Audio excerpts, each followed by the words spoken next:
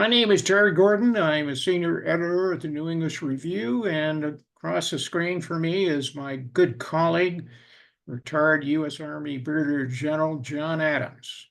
It's the 297th day since the horrible events of October 7th began the war between Israel, Hamas, Hezbollah, Iran, the Houthi, every Islamic jihadist enemy of the Jewish state. We had some interesting activities towards this tail end of July. Israeli Prime Minister Netanyahu gave a historic fourth speech before a joint session of U.S. Congress. That is, with the exception of a number of progressive Democrats who were dissidents and basically didn't show up. So he sent a message that went beyond the Capitol to those pro-Hamas protesters sitting outside the building. What was the message he conveyed in his speech against Hamas and pro-Palestinian protesters, as well as Israel's enemies across the Middle East and the world? Jerry, first of all, it's a privilege to be on the Zoom with you, and I know those who are watching will share our prayers for the IDF and for the state of Israel, and may they soon see peace again after such a terrible time. May Hashem protect Israel. That's an excellent question, which I think there were a number of audiences, but let me just characterize what I think about the speech. And I think that most of the audiences probably thought that his speech to the Congress was defiant. There have been many instances of those who should have been more supportive of Israel being at least very cautious about what they say and do at a minimum, but maximum being unsupportive of Israel in this war. And what Netanyahu was, I think, trying to convey was that Israel is aware of what of the criticisms that have been offered, and it's also aware of the overwhelming support that the American people offer to Israel. And he wants people to understand that not only does Israel appreciate those who support it, but also urges those who are less supportive to actually change their approach. Israel's not going anywhere. And I think that was the underlying message. Prime Minister Netanyahu is determined, as long as he can, to stand in the way of those who would tear down Israel and hurt it, whether they be Republicans or Democrats or whoever.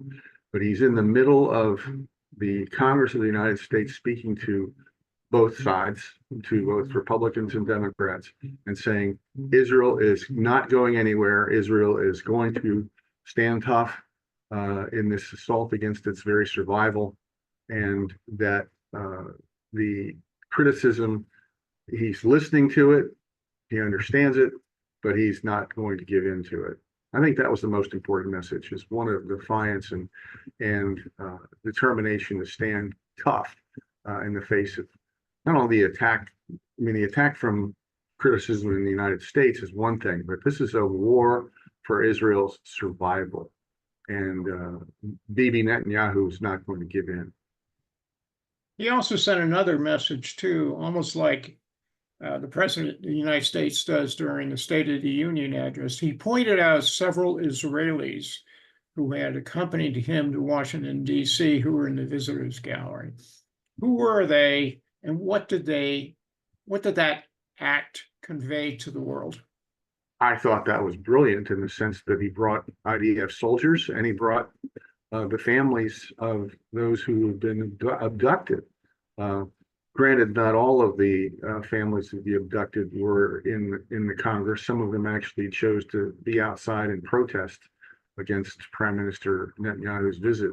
But there were a number of Israeli families of the abducted, hostage families, who came with him and spoke to his courage and his determination. Not only by their presence, but also by speaking to members of the press before and during and afterwards. Not to take anything away from those who are suffering and don't support Bibi Netanyahu, but to say there are different perspectives. Some of the families of the abducted want Israel to stand tough at this time. Not that they don't want a ceasefire, not that they don't want the hostages returned, but they understand that this is a time for Israel to survive and be determined. And what did the IDF soldiers convey? First of all, it was an interesting view of the IDF soldiers. At least two or three of the, I think there were 5 IDF soldiers there. 2 or 3 of them were clearly, for want of a better term, not white. They were from different ethnic and racial backgrounds, which is Israel. It is Israel. Israel is not a white state. There have been accusations in the media and among the protesters, Israel is a white supremacist country. Nothing could be further from the truth.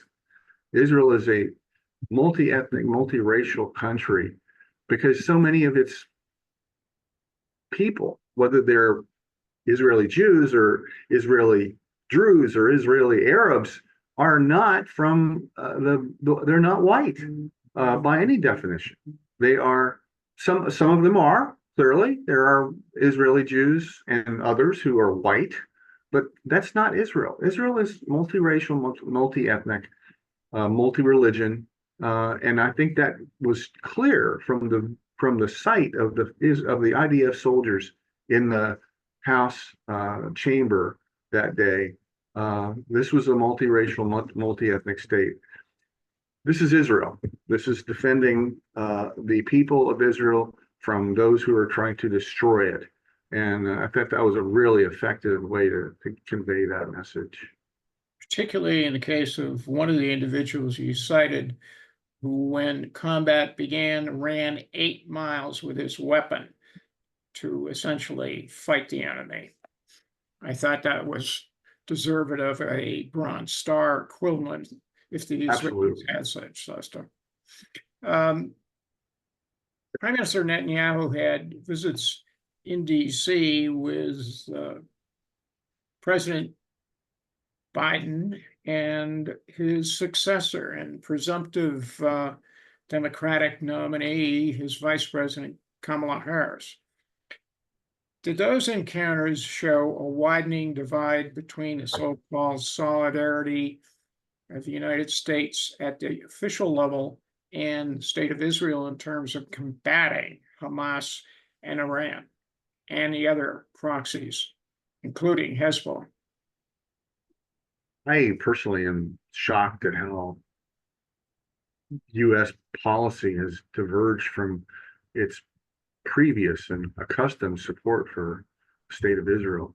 It's one thing to say that you have, as President Biden has said, ironclad support for Israel, and Vice President Harris says the same thing.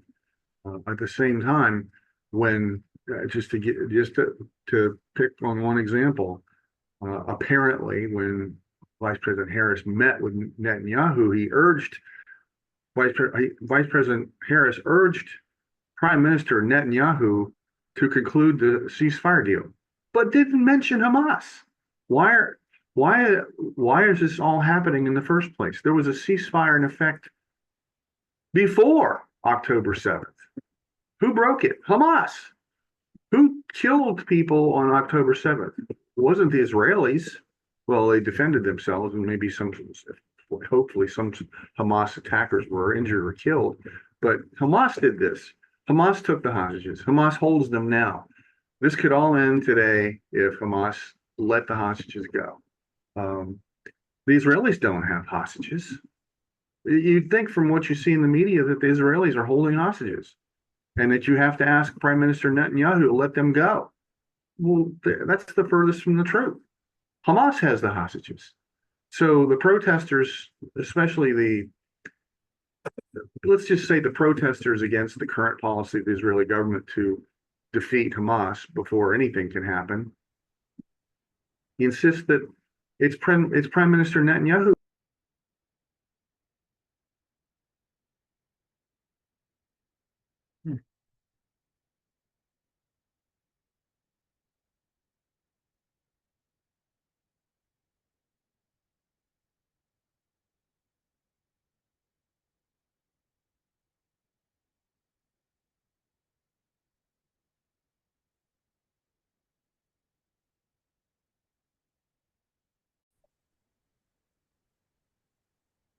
What do we know about the positions of the presumptive Democratic nominee, Vice President Harris, when it comes to her positions about the U.S. strategic alliance with Israel, support for the war against the terror group Hamas, and Palestinian statehood aspirations? I think what we know so far is that Vice President Harris's position will be very close to the position publicly stated by President Biden, which is really the position of Secretary of State Blinken and National Security Advisor Sullivan. There doesn't appear to be any original President Biden addition to that, nor has there ever been.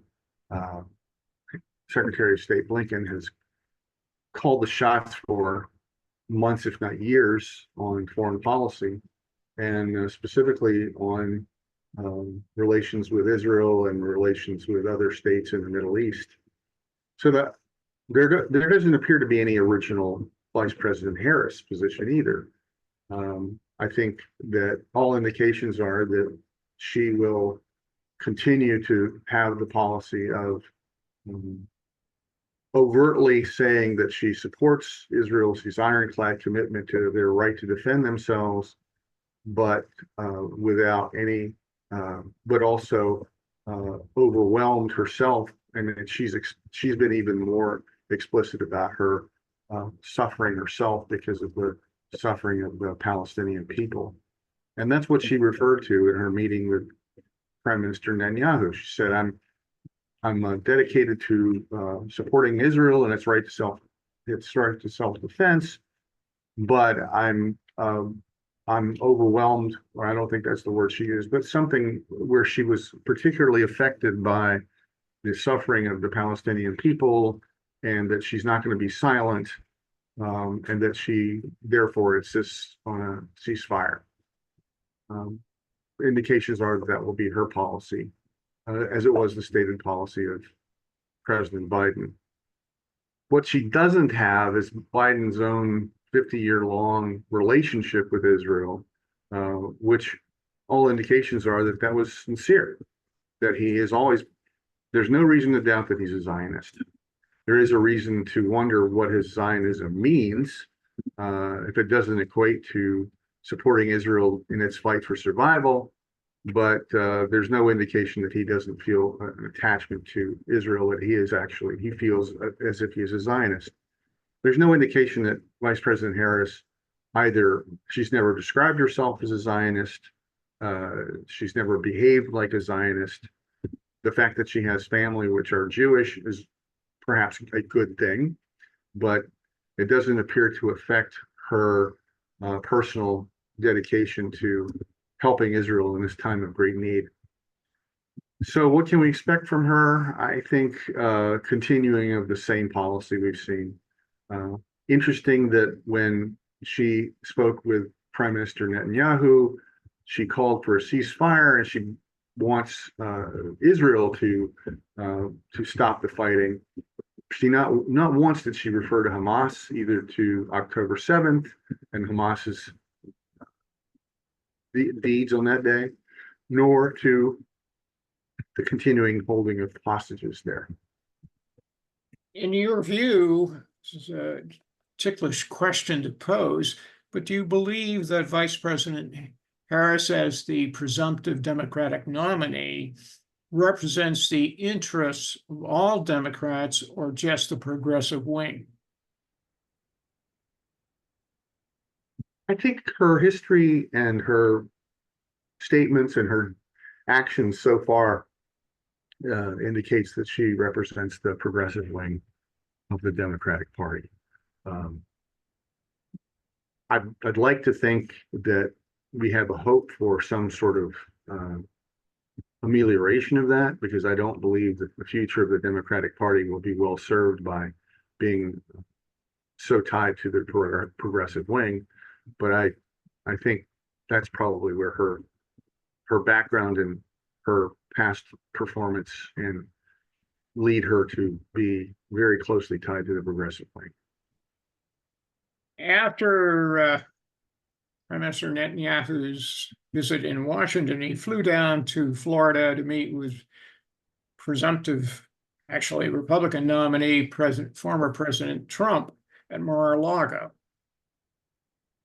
What did he convey as Israel's message to Trump, and what did Trump say in terms of Israel's support from a possible regime if he was elected? I think that Prime Minister Netanyahu probably conveyed to President Trump much the same message he conveyed to the Congress last Wednesday, that Israel stands strong. It's not going to relent in its fight against Hamas, in its fight for survival against Iran.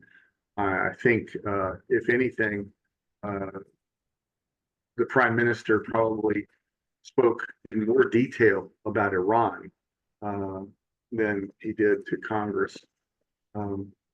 Because let's not kid ourselves, Iran's behind all of this enmity, both for the United States and for Israel. And I think he would find a very sympathetic audience with former President Trump. For former President Trump's part, I suspect that there was probably some sidebar conversations between the two about how to stop the speculation that there's some kind of rift between them personally. And there may have been. I mean, all indications are that there has been a small rift between the two. And I think part of the reason to have the meeting was to end that, at least publicly. But I think he probably President Trump conveyed to him a very similar message that he conveyed to the press immediately afterwards. What's happening with Israel is terrible, and it should be the United States position should be to support Israel. Israel, I think the term that former President Trump used was Israel must be saved, and I think that's probably that seems to be a good way to put it. Israel is survival is threatened, and I think I think Trump realizes that this is a critical moment in history, in world history.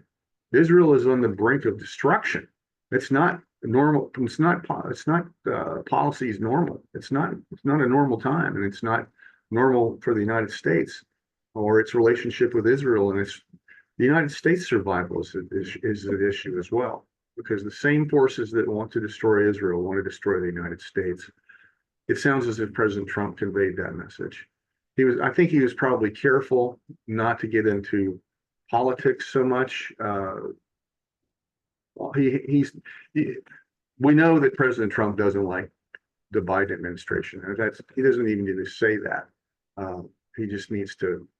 Yeah, everybody knows that, but that's not what he talked about with Prime Minister Netanyahu. What he talked about with Prime Minister Netanyahu was that Israel must be saved, that it's in the interest of the United States to do that, and that he would do all he can to ensure Israel's survival. Okay, after 9 months of combat, the IDF has announced that it has either killed or captured 60% of the Hamas fighting battalions, and rather significantly confirmed, to the extent it could, the assassination of Mohammed Deif, the military commander, as well as several major Hamas officers. That leaves political Yahya Sinwar at large, probably surrounded by a number of remaining hostages. What is Israel's strategy to achieve its twin objectives of destroying the fighting force of Hamas and freeing the surviving American, Israeli, and also foreign hostages? I remember at the beginning of this, shortly after October 7th, Prime Minister Netanyahu said, this fight will take months. Months. Well, it's taken 10 months so far. And it sometimes seems slow. Sometimes it seems like the United States is doing everything it can to make it slow, but it's taking a long time. But the good news is that the IDF has made great progress. They have eliminated 60% of the combatants. They have eliminated much of the Hamas leadership. They haven't gotten the king, but I'm sure they're doing everything they can to find him and put him on the list of dead too. And may they find it soon. But I think what they're doing is, given the hurdles that we, the United States, have placed in front of them, and the obvious resistance of the Hamas. I mean, the Hamas, they don't want to die. They're doing their best to stay alive. And given the United States slowing Israel down, they're taking advantage of every opportunity to make it harder for the Israelis. But they're doing a good job. Their soldiers are killing Hamas. The number of casualties are historically low for such an operation. As Prime Minister Netanyahu said in the Congress, there's no reason to doubt his figures because they've been studied by experts on warfare. But it's really the case, though, that their strategy so far, except for the fact that they couldn't, I think, have counted on the resistance from the United States as well as from Hamas, the strategy's worked. They've really made great inroads into destroying Hamas. Obviously, they've not freed the hostages.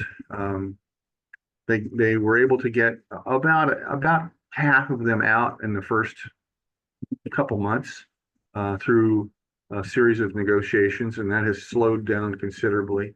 And they've only got a handful since.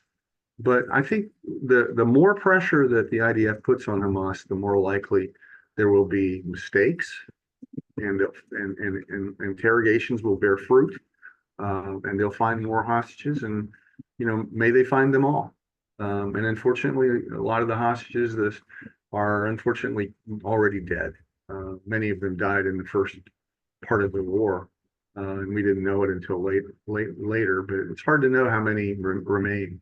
I think one of the things, as we understand details that have been released from the ceasefire negotiations, that Israel is insisting in the first phase on knowing if Hamas is going to release hostages, that Hamas needs to say which ones of them are alive.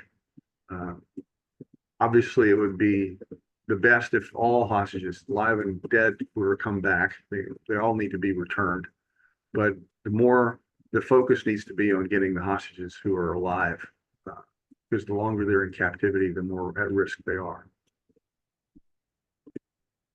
There have been Israeli media reports critical of the investigation into what went wrong on October 7th, and in particular to Amman, IDF military intelligence, because of its failure to recognize the reports supplied by the Jewish women observers of the IDF's Unit 8200, warning about the looming prospect of Hamas attack.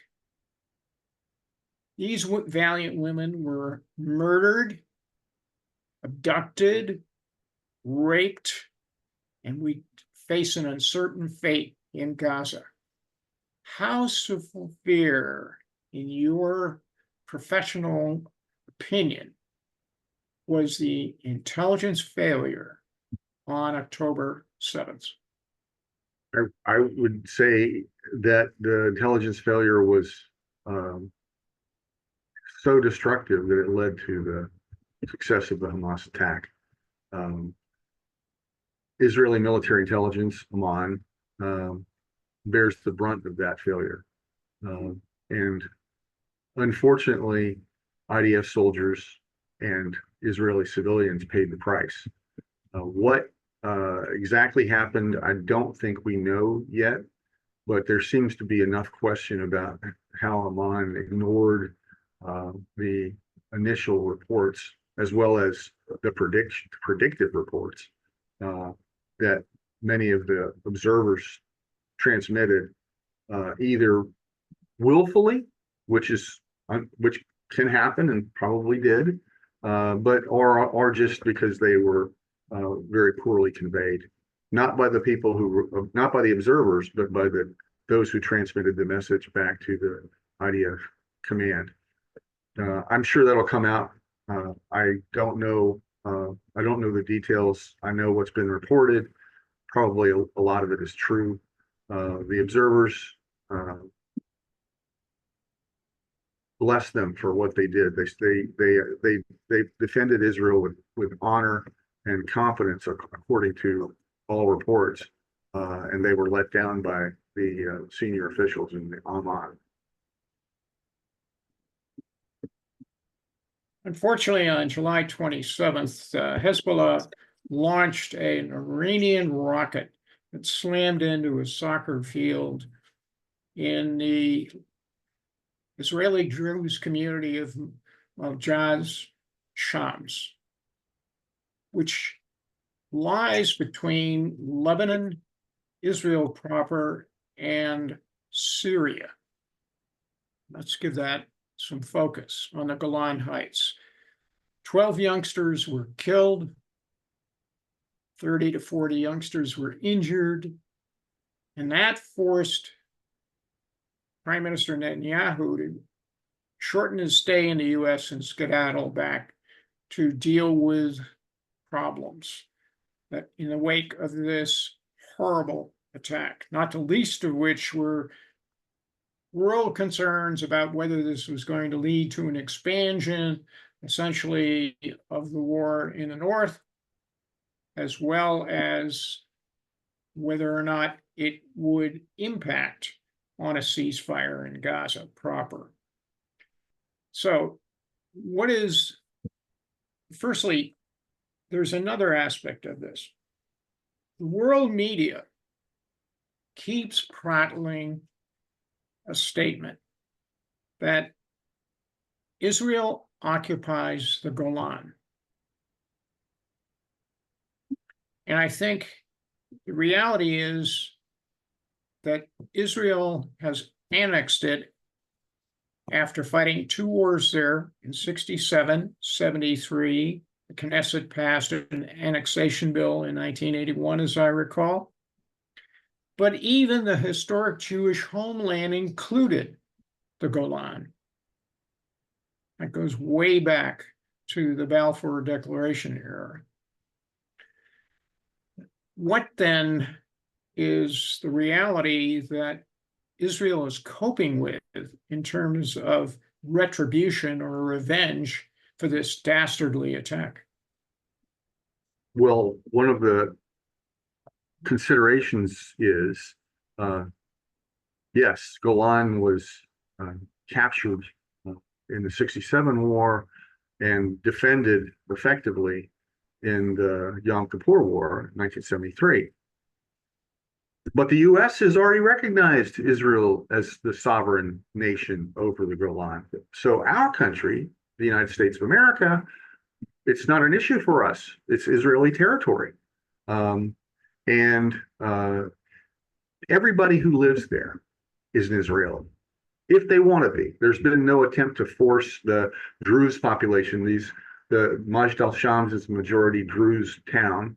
I don't think the percentage is like 70% Druze. They're Israelis if they want to be. There's been no attempt to force them to adopt Israeli passports. Some of them want to continue to keep Syrian passports because the Druze community is across the line, across the border with Syria as well. But those who want to be are Israeli citizens, and the land is now recognized by the United States, if not by every other country in the world, as Israeli territory. What about the Druze? The Druze are a minority population in Israel, no less entitled to Israeli citizenship if they wanted than any other Israeli.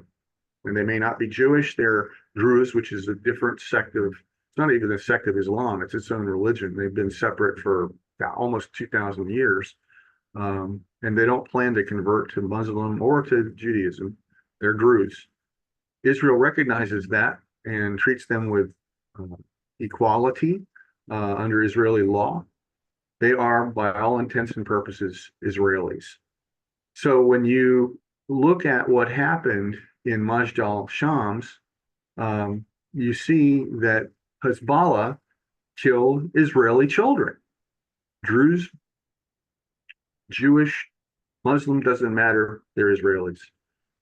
Did the person who launched the rocket, because this was apparently it was an Iranian-made drone which landed in Majdal Shams.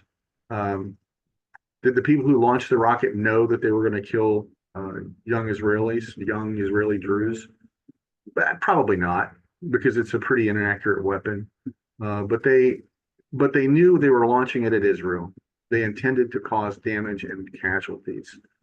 So Hezbollah, it's all on Hezbollah, first of all, as all attacks across that border are all on Hezbollah. The fact that they deny it is predictably lying, which is what they do when they do something that they don't want to be responsible for. They say, "Oh, that wasn't us." Well, who could it have been? There's no indication anybody else in the area is firing rockets. It is Hezbollah. But it's complicated by the fact that the victims are Druze, which from the Israeli perspective, and it should be from the United States perspective, because we recognize that area as sovereign Israeli territory and have, I think, since 1981.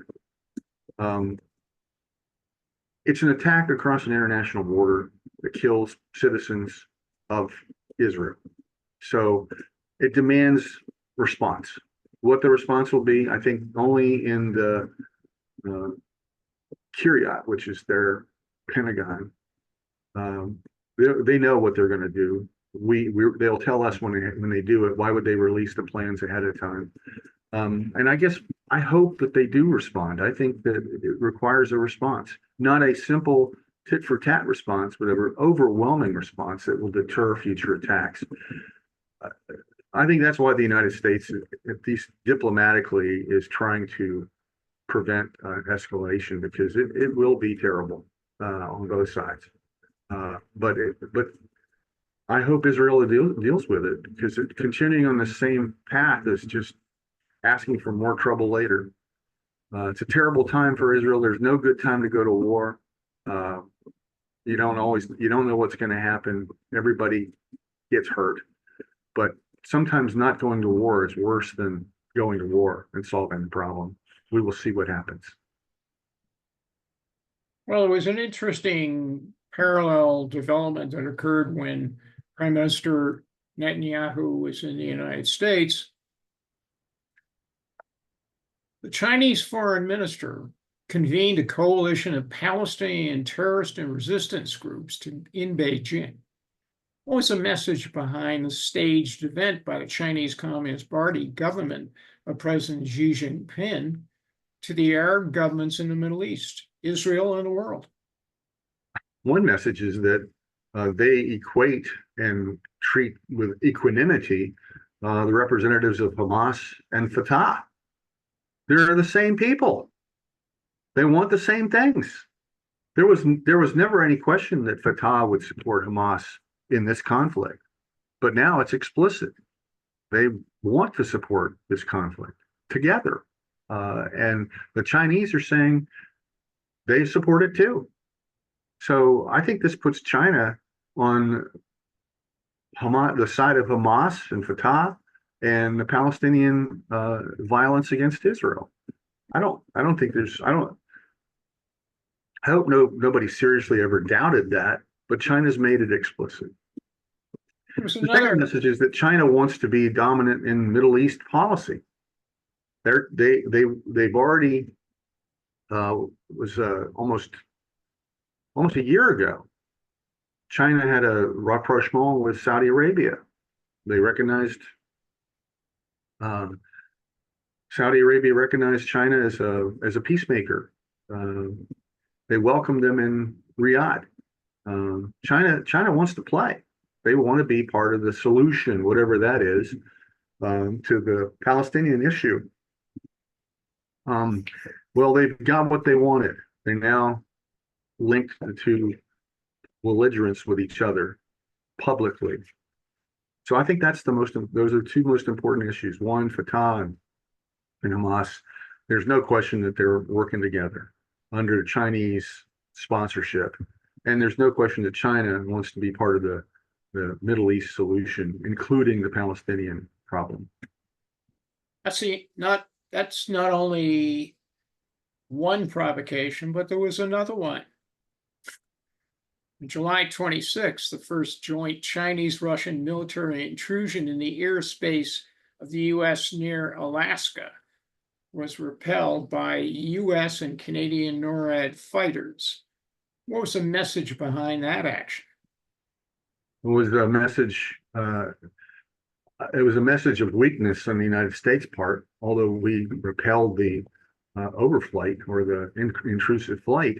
But it showed us that China and Russia are working together, and they're just testing our determination. And we showed them, yes, we're determined to counter your intrusion, but it's a test, and we the United States watched it happen and didn't do anything in return. Yes, we repelled the intrusion, not with force, just we showed our fighter cover up there, which is good. Of course, we have to do that, and they knew that would happen. But they're telling us, hey, we're working together, and we should pay close attention to that. So many even American strategists fail to know what the coordination between China and Russia is. They have one big thing in common. They hate us. They hate the United States. They see us as their enemy, and they will work together to counter us every time they think they can without incurring a disastrous response. We're not going to nuke China or Russia based on an intrusion of some combat aircraft into our airspace. We won't do that. And of course not. I mean, we wouldn't do that. That doesn't make any sense. But what we can do is so much more than we're doing now to counter them economically, politically, diplomatically. We let them get away with it, and we're just watching them, and they know that. We're unprepared, and in fact, that's a report that just came out of Congress yesterday. A months-long report came out that says the United States is unprepared for currently confronting the various enemies that we have in the world. Well, the biggest two enemies we have are China and Russia, and Iran. Of course, Iran's a huge part of that too. But those three countries they hate the United States, and they'll do whatever they can to hurt us. We should expect that, and we should prepare for war. It's the best way to preserve peace. Earlier in our discussion, I referred back to one of the proxies of Iran called the Houthi rebels. On July 19th, a suicide drone dropped its cargo in Tel Aviv, killing one individual, injuring 10 others, and causing property damage. The following day, the IAF undertook a coordinated attack on the Yemeni Red Sea port of Hodeidah. They destroyed certain facilities, power installations, etc., and it produced some casualties, obviously. What message did the Israeli attack convey to both the Houthi proxies and, more importantly, the people in Tehran who supplied them with a suicide drone? Yeah, I think it was both a positive but also an unfortunate message that it conveyed. The positive message is that the Israelis they have the technological and the military ability to do pretty much what they want to. Trying to defend Hodeidah was, I don't know what efforts there were made to defend against it, but they crippled Hodeidah, and they did so in a way that the port is still recovering and probably will be for months. All indications are that the Houthis are doing whatever they can to get out from under that damage. It keeps them from doing anything else for at least until now, a week later. But that contrasts with what the U.S. had been doing for the previous months. It contrasts terribly with what the U.S. has been doing for the previous months. And that's a big message. The problem is the U.S. has been playing whack-a-mole with the Houthis. I think we had 3 SEALs die in that fight, not directly as a result of the Houthis' actions, but just because war is full of casualties. But 3 SEALs died. And there were probably other casualties that happened to our naval forces and air forces that conducted these whack-a-mole attacks against the Houthi launchers. Yeah, we took a lot of launchers out, which were replaced probably immediately by the Iranians. It'll take a while to build back this major port for Yemen, for the Houthi part of Yemen. That's good, but there's so much more that the United States could have done in its months-long fight against the Houthis that they didn't do. It was again, and whack-a-mole may be a simplistic way to think about it, but it was just tit for tat retaliation all along. Never a sense that we're going to stop this attack. We're going to deter future attacks by stopping it. No, it was just playing with them. Oh yeah, if you hit us, we can hit you. You launch a missile, we'll knock it down. That's all good, but it doesn't make the behavior change. Here's what the United States should have done. We should have attacked them in a way that deterred them from future actions. And I don't know what that would be. I'm sure we could have done something more than we did. The U.S. could have destroyed Hodeidah if we had wanted to. The U.S., could have done so much more against Iran, because Iran's behind all this. We all know that. The United States knows that. The guys who are on the ships that may not know that, but they're fighting the war at the behest of the Joint Chiefs of Staff and the president. But there's so much more we could have done. So here's another message it sends. It says, if Israel does it, it's going to be effective, and they're going to really produce deterrence. But the U.S. has much more capability than Israel does. Why didn't they do this all along? Why did they let Israel take the brunt of this? Why didn't they cover Israel before? They could have. We could have done so much more. And a real strategic approach to this problem, understanding that Iran is behind it all, would focus attention on Iran directly and also take out all these Houthis. But there's so much more we can do to cover Israel than we're doing. So I think it was encouraging that the Israelis are so effective. You and I never questioned that, but of course they're going to be effective because they know how to fight wars. They know how to fight air to ground actions. But why should we let them do that? They got so much more on their plate. It gives me pause when I think about what are we going to do when Israel's at war with Hezbollah? Are we going to help Israel, or are we going to just stand back and say, well, you guys shouldn't have woken up that beehive, so now you're on your own? I fear for what this administration will do. I just don't know. I think that was reflected in a brilliant commentary piece by somebody I know, John Schanzer of the Foundation for the Defense of Democracy. He went through all the options that Israel is confronted, and they're all bad at this juncture. And that includes the U.S. trying desperately for some sort of diplomatic solution with their special envoy, Amos Hochstein. That has not worked well, with the exception of the border for the gas fields that Israel shares with Lebanon. It basically gave the Houthi government another source of revenue, as far as I'm concerned. Yes. There was one demonstrable thing that this attack communicated to Tehran. That was the stage length of this coordinated attack was well within the range of hitting targets in Iran. There was a precedent for this. Israel did that almost a decade ago when it sent a force, including long-distance drones at the time, to hit the port in Sudan. Same stage length as going to Tehran. So the Israelis have sent those messages before, and they certainly did in the attack on July the 20th. Now, before we leave this engrossing discussion, there was another event on July 21st.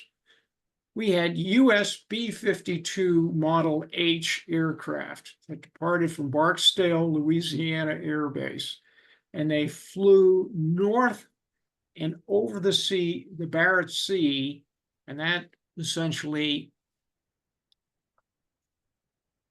triggered a response from the Russians. But it was sent another powerful message, because their flight path included Finland, and the aircraft landed at a NATO base in Romania.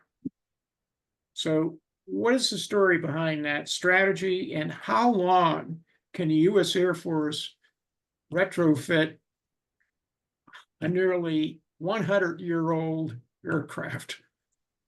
It's really an incredible story of maintenance and sustainability, if nothing else. It also is a very important story for American strategy.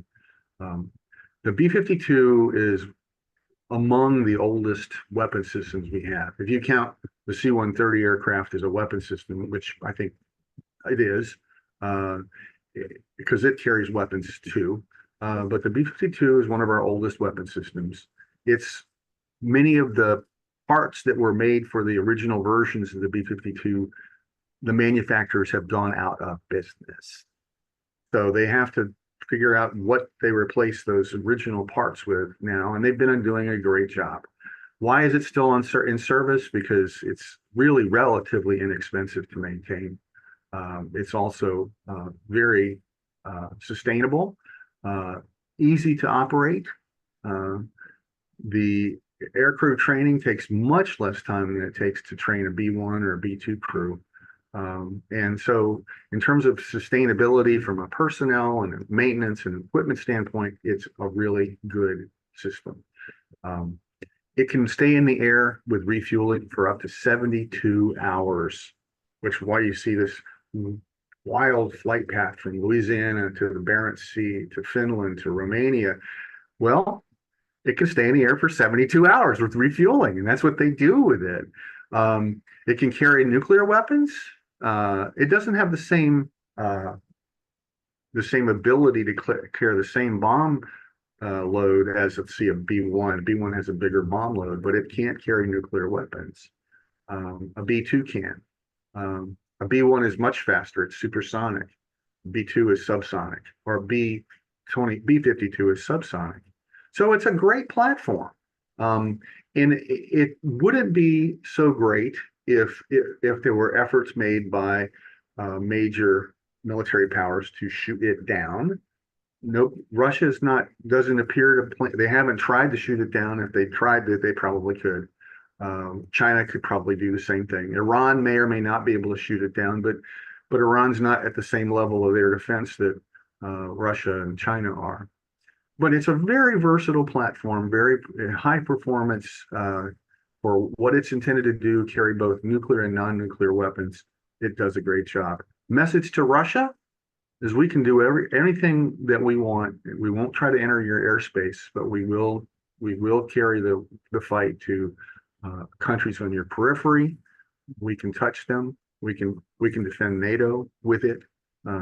It was very effective in the war in Iraq and Afghanistan because of its bomb load and because the air threat or the air defense threat in Afghanistan and Iraq was minimal. But so it's a really important message to Russia and China that this weapon system, old as it may be, is still highly capable. Does it also have the capability of being a launch platform, mobile launch platform for strategic missiles? Yes, from hundreds of miles away, they can put lead on target, bombs on target. A very good weapon system. Maybe old, but it's very good. Just like we are. Yes, you stole the words out of my mouth. Yeah. Two old codgers essentially have had track record of the last almost nearly year-long discussion about what is going on. We hope it's been insightful for those viewers, as I'm sure it is entertaining and highly informative, always engrossing. Thank you, General, for another superb discussion.